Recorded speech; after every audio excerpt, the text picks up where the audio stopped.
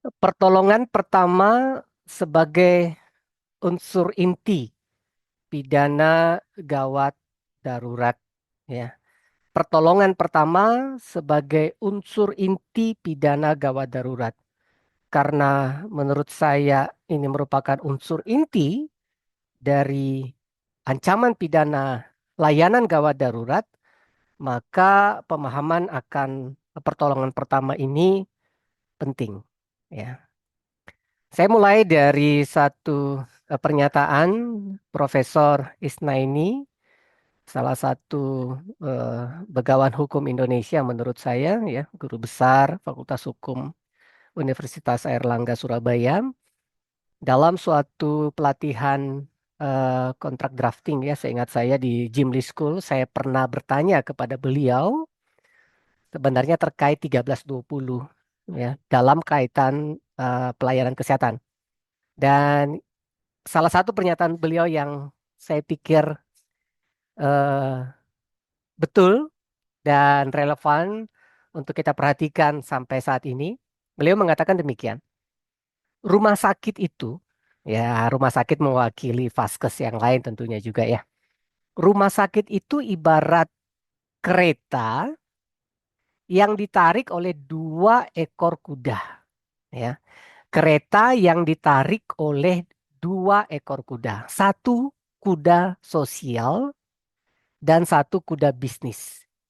Intinya beliau mau mengatakan bahwa yang namanya rumah sakit tidak bisa tidak lepas dari fungsi sosialnya. Itu yang terutama. Mestinya, ya. Ya. Layanan kemanusiaan yang menjadi prioritas utama dari suatu rumah sakit atau vaskes pada umumnya. Tetapi tidak mungkin tidak, ya. Layanan kemanusiaan sosial ini bisa berlangsung begitu saja tanpa memperhatikan aspek bisnis. Ya, jadi bukan hal yang tabu rumah sakit berbisnis, ya. Tetapi jangan sampai kehilangan fungsi utamanya, yaitu fungsi layanan sosial yang terkait dengan layanan kemanusiaan. Ada fungsi altruistik di situ. Nah, kalau dari segi hukum, ya, ya, ini dari sisi hukumnya, maka hukum bisnis tidak mungkin tidak. Ya, ada ruang em, ranah hukum privat, hukum kontrak di situ. Ya, asas kesetaraan dan sebagainya, asas kebebasan. Tetapi yang paling fundamental menurut saya adalah hukum sosial atau hukum publik yang tidak bisa tidak menjadi dasar hukum yang paling utama atau saya katakan sebagai primum remedium di dalam suatu pelayanan kesehatan, ya, yaitu terkait dengan hukum administrasi atau hukum pelayanan dan hukum pidana jika terpaksa harus menggunakan hukum pidana. Nah, kali ini kita sekali lagi nih, ya, dari sisi hukum, ya, dari sisi manajemen bukan kajian saya, ya, tapi saya akan fokus kali ini satu contoh betapa pemerintah, ya, para pembentuk undang-undang, kekuasaan legislatif dan eksekutif memberikan atensi yang sangat em, besar, ya, dengan ancaman pidana yang menurut saya termasuk besar, ya, mungkin yang tertinggi, ya, dalam em, layanan gawat darurat, ya. Dan inilah eh, bukti bahwa hukum publik dalam kaitan pelayanan sosial tadi, fungsi rumah sakit yang utama itu betul-betul serius, ya, memperhatikan layanan sosial dari satu rumah sakit, ya, tidak mengabaikan layanan bisnis, tetapi untuk layanan sosial saya lihat gawat darurat ini sangat menjadi atensi. Nah, ini sebenarnya kalau menurut hemat saya sisi manajemen dan fungsional juga, gawat darurat ini perlu mendapatkan atensi yang besar, ya, menurut saya loh, ya. Kadang-kadang kita lebih fokus kepada layanan yang sifatnya sangat subspesialistik, peralatan canggih, ya, mungkin dengan dari segi bisnis mungkin pertimbangan cuannya mungkin lebih gitu, ya. Layanan gawat darurat kurang mendapat perhatian, ya. Termasuk kesejahteraannya juga dong, ya. bagaimana manajemen dan fungsional ya selalu update ya segera menyelesaikan persoalan-persoalan yang terjadi di IGD sangat banyak ya. Nah, saya angkat satu ancaman pidana ya. Ini pidana itu berarti hukum publik ya, hukum sosial. Di pasal 438 ayat 1 Undang-Undang Kesehatan saya bacakan ya. Pimpinan Vaskes, tenaga medis dan garing atau tenaga kesehatan. Kalau ada kata dan garing atau berarti salah satu, salah dua, salah tiga bisa. Ya. Yang tidak memberikan pertolongan pertama terhadap pasien yang dalam keadaan gawat darurat pada vaskes, sebagaimana dimaksud dalam pasal 174 dan pasal 275 ayat 1, ya tentu Undang-Undang Kesehatan yang dimaksud, dipidana dengan pidana penjara paling lama 2 tahun atau pidana denda paling banyak 200 juta rupiah. Ya, ini teks ancaman pidana terkait layanan gawat darurat ya dalam Undang-Undang Kesehatan. Kita lihat, saya lanjutkan di ayat 2 ini tadi ayat 1. Ayat 2 dari pasal 438 dikatakan demikian. Dalam hal perbuatan sebagaimana dimaksud pada ayat 1 mengakibatkan terjadinya kedisabilitasan atau kematian, pimpinan vaskes tersebut dipidana dengan pidana penjara paling lama 10 tahun. Ini lama sekali. Ya. Atau pidana denda paling banyak 2 miliar rupiah. Kalau teman-teman cermati, di ayat 1 itu subjek hukumnya ada 3.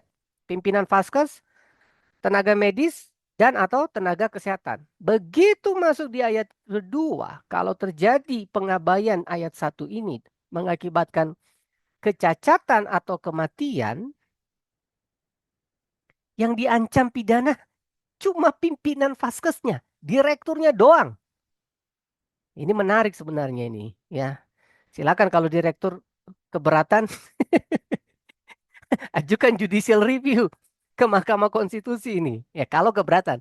Kalau tidak keberatan ya siap-siap saja dan upayakan preventif sedemikian rupa, ya. Tanggung jawab utama yang dituntut adalah pimpinan Vaskes. Nampet nakes mana? Sudah tidak diikutkan di ayat yang kedua ini. Ya. Tapi nampet nakes yang ada di sini tentu sayangkan sama direkturnya. Ya, sampaikan ke direkturnya. Nah, sekarang kita perhatikan, ada yang namanya unsur-unsur delik, unsur-unsur pidana dalam satu pasal. Yang menarik kalau pidana, satu pasal saja tidak terbukti, tidak bisa dibuktikan, maka keseluruhan pasal itu gugur, tidak bisa digunakan. Ya, satu unsur saja di dalam pasal tersebut, ya satu bagian yang tidak terpenuhi, maka keseluruhan pasal tersebut tidak bisa digunakan. Artinya terdakwa nantinya pasti bebas, ya. Nah, karena itu kita coba mencermati kira-kira dari unsur-unsur ini mana yang paling penting untuk kita perhatikan. Ya, sesuai judul tentunya saya mau menyoroti teks atau frasa pertolongan pertama. Yang menurut saya ini intinya, ya. Ini intinya. Saya baca ya unsur-unsurnya tadi di pasal 438 ayat 1. Subjek hukumnya pimpinan Vaskes, Named, dan atau Nakes. Ya lazimnya ada subjek hukum adresat norm dalam suatu norma. Ada target sasaran dari satu norma hukum. Ya. Nah ini intinya menurut saya ya. Perbuatan yang tidak memberikan pertolongan pertama. Ya. Perbuatan yang tidak memberikan pertolongan pertama. Tidak memberikan pertolongan pertama. Ini intinya. Ya. Terhadap pasien yang dalam keadaan gawat darurat. Kita tidak mungkin bedah semuanya ini teman-teman. Saya hanya menstimulus saja cara melihat satu unsur kemudian mengkaitkan dengan konteks yang lain. Ya. Nanti kalau teman-teman mau belajar silakan ulik-ulik sendiri nanti ya.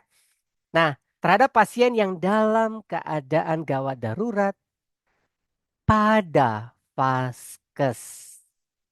Sebagaimana dimaksud dalam pasal 174 dan pasal 275. Saya berhenti di sini dulu. Teman-teman cermati lagi unsur-unsur ini, poin-poinnya. Ya, ada subjek, 3 subjek yang dimaksud. Ya.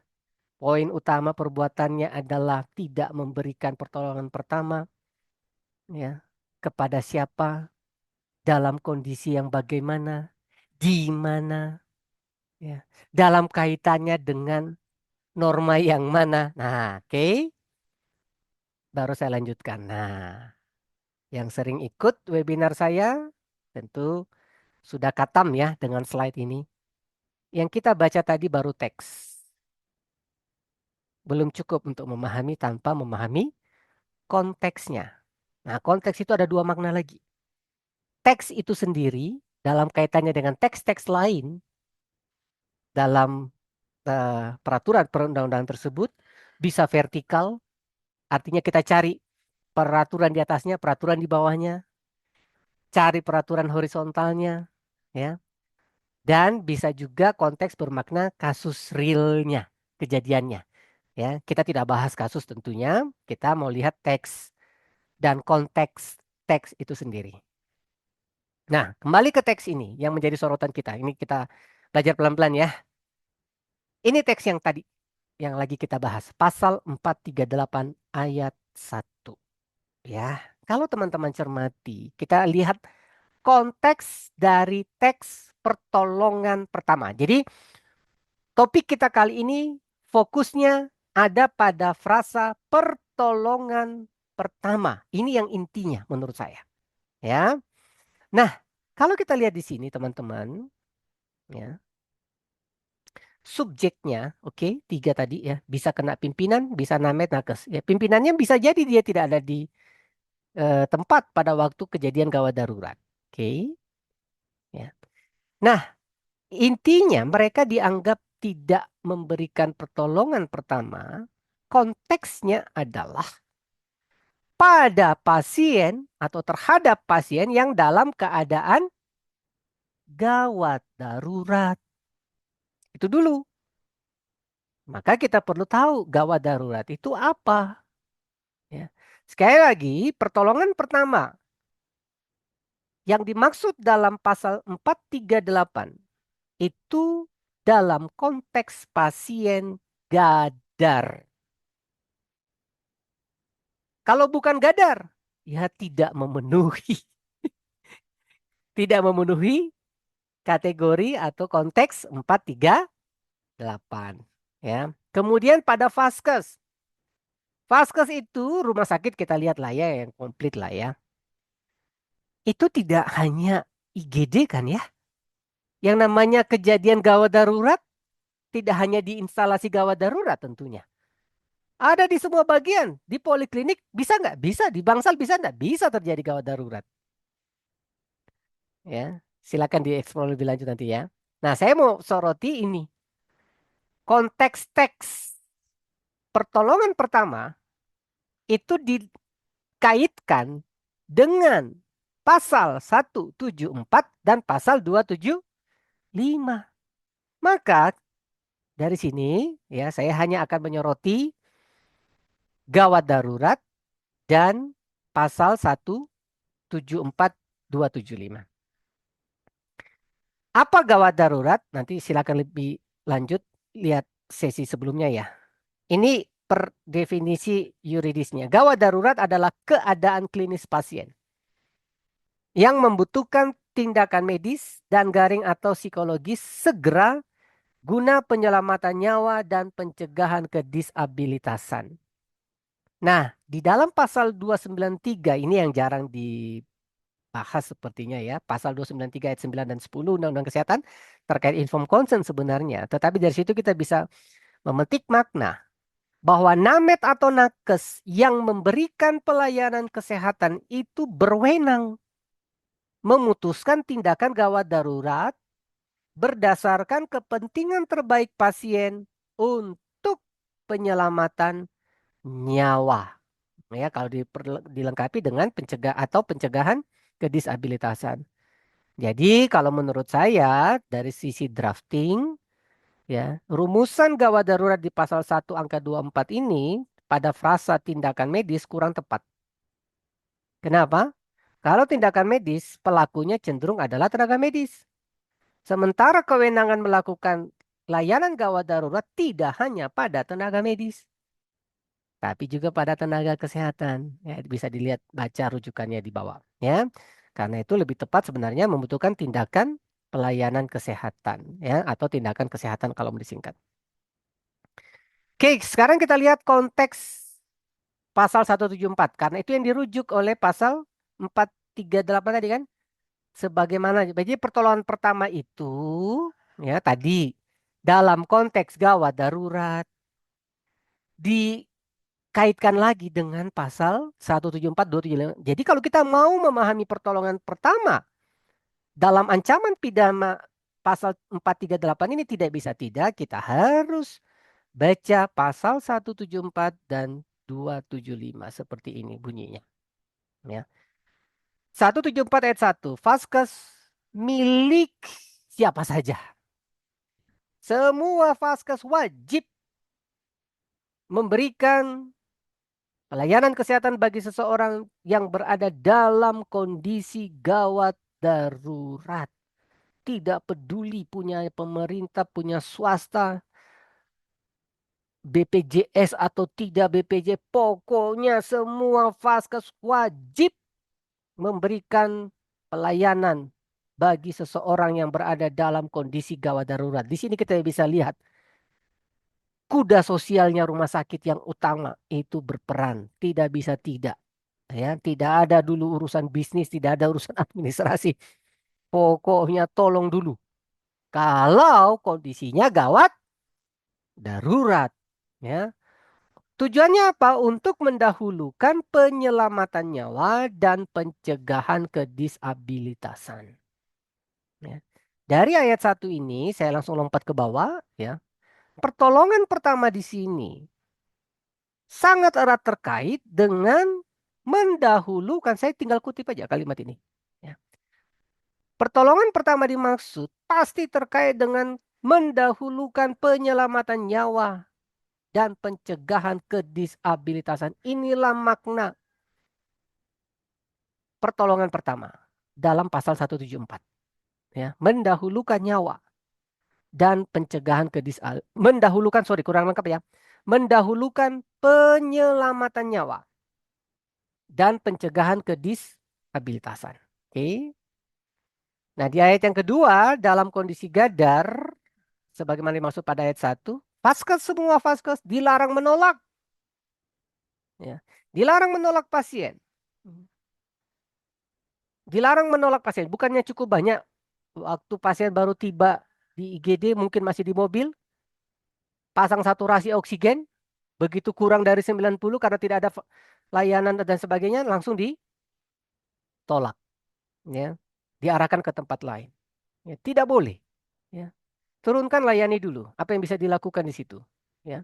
Dan garing atau meminta uang muka. Tidak ada alasan bilang oh tidak ada bed, tidak ada ranya terus kita tolak, ya. Apa yang bisa kita lakukan di situ lakukan dulu pertolongan pertama. Nah, nanti kita lihat bagaimana pelindungan hukumnya. Ya, saya baca teksnya dulu, ya. Tidak ada urusan administrasi. Tidak ada minta uang muka. Apapun itu yang mengakibatkan tertundanya pelayanan kesehatan. Tidak bisa. Jangan sampai administrasi itu menjadi nomor satu di dalam layanan gawat darurat. Ya. Sekarang kita lihat di pasal 275. Karena ini yang dirujuk tadi. Ya. Yang dirujuk tadi dalam pasal 438 itu salah satunya adalah pasal 275 ayat 1. Tenaga medis dan tenaga kesehatan yang menjalankan praktek pada vaskes wajib memberikan pertolongan pertama kepada pasien dalam keadaan gawat darurat dan garing atau pada bencana. Ya, konteksnya sudah mulai jelas ya. Pertolongan pertama dipertegas dalam keadaan gadar dilengkapi dengan bencana. Ya, kita tidak fokus dulu ke bencananya ya, ke gadarnya aja dulu. Ya. Nah, kalau kita sandingkan di 275 itu kan tadi hanya ayat 1 yang saya bacakan. Ya. Kita lihat di ayat yang kedua, teman-teman. Ya. Di ayat yang kedua ini, ya, sengaja saya kasih warna merah kuning itu ada maksudnya. Kita lihat di ayat yang kedua. Tenaga medis dan tenaga kesehatan yang memberikan pelayanan kesehatan dalam rangka tindakan penyelamatan nyawa atau pencegahan kedisabilitasan. Tadi di ayat satu wajib memberikan pertolongan pertama. Di ayat yang kedua tidak disebut lagi frasa pertolongan pertama, tetapi ada kalimat pelayanan yang terkait dengan tindakan penyelamatan nyawa atau pencegahan kedisabilitasan sama pada gadar, ya. Maka saya bisa mengambil makna dari pasal 275 ini, pertolongan pertama pasti terkait dengan tindakan ini, saya tinggal kopas, tindakan penyelamatan nyawa atau pencegahan kedisabilitasan, ya. Itu poin yang mau saya sampaikan, bagaimana kita coba memaknai frasa pertolongan pertama dalam ancaman pidana pasal 438 tadi dalam kaitannya dengan pasal 174 dan pasal 275 yang dirujuk oleh pasal 438 tadi. Kalau saya boleh ringkas secara sederhana begini, ini rumusan dari saya berdasarkan pemahaman pasal 438, pasal 174 dan pasal 275 dari Undang-Undang Kesehatan. Saya boleh rumuskan kurang lebih begini. Pertolongan pertama, ya. Pertolongan pertama adalah tindakan pelayanan kesehatan. Saya tidak persempit dengan tindakan medis saja, ya, karena Named Nakes punya wewenang yang sama dalam pelayanan kesehatan, tinggal kompetensinya kan ya. Pertolongan pertama adalah tindakan pelayanan kesehatan yang dilakukan oleh tenaga medis dan garing atau tenaga kesehatan, salah satu, salah dua, kepada pasien. Pasien yang bagaimana? Pasien dalam keadaan gawat darurat dan garing atau bencana, ya. Dengan mendahulukan mendahulukan upaya penyelamatan nyawa. Di sini sangat clear tidak ada administrasi. Pertolongan pertama tidak bicara administrasi. Ya, tentu harus pahami konteks keseluruhannya ya. Dalam keadaan gawat darurat, karena itu ketajaman Named Nakes dalam menilai gadar ini harus terus diasah, ya. Dan garing atau bencana dengan mendahulukan upaya penyelamatan nyawa dan garing atau pencegahan kedisabilitasan. Ya, saya tidak bahas lagi conjunction nanti dirujuk aja pasal 438, pasal 174 dan pasal 275. Ya. Pertolongan pertama dalam pelayanan gawat darurat menurut saya bukan hanya bermanfaat menolong pasien, tapi sebenarnya juga melindungi Named Nakes Vaskes dari ancaman tuntutan pidananya. Ya, silakan bisa dibaca lebih lanjut nanti rujukannya. Nah, teknisnya bagaimana sekarang teman-teman? Ya, dalam konteks pelindungan hukum terkait pertolongan pertama yang merupakan inti delik, unsur inti suatu ancaman pidana dalam pasal 438 tadi. Ya, ada dua saran saya.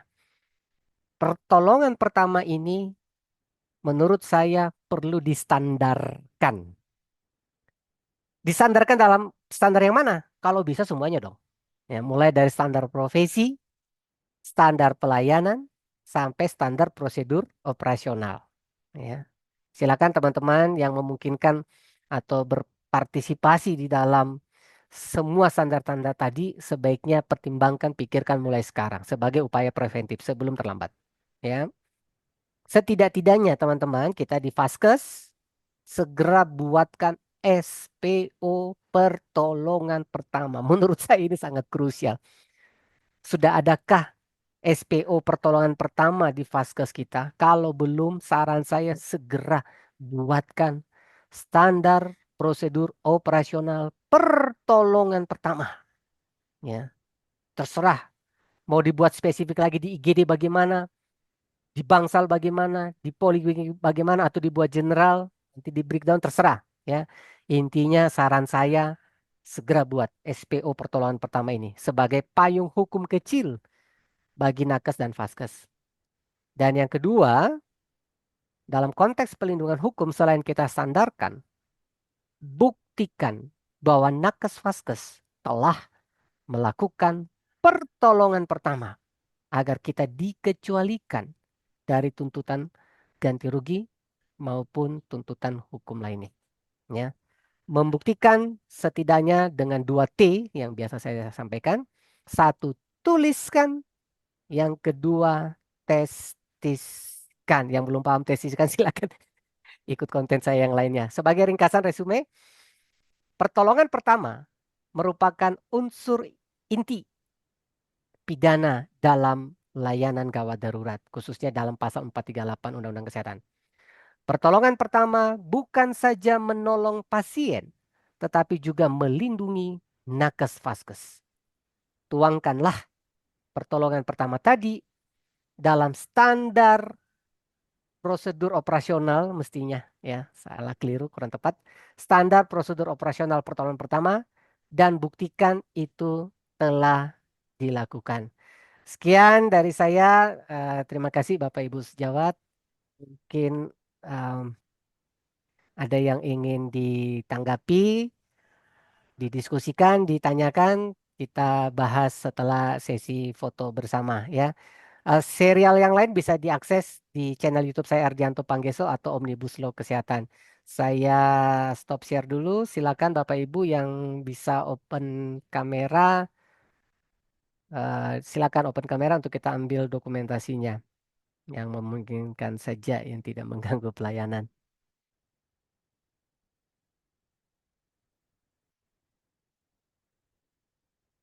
Ya, ada berapa slide? Ada 2 slide ya. Saya izin ambil gambarnya. Satu, dua.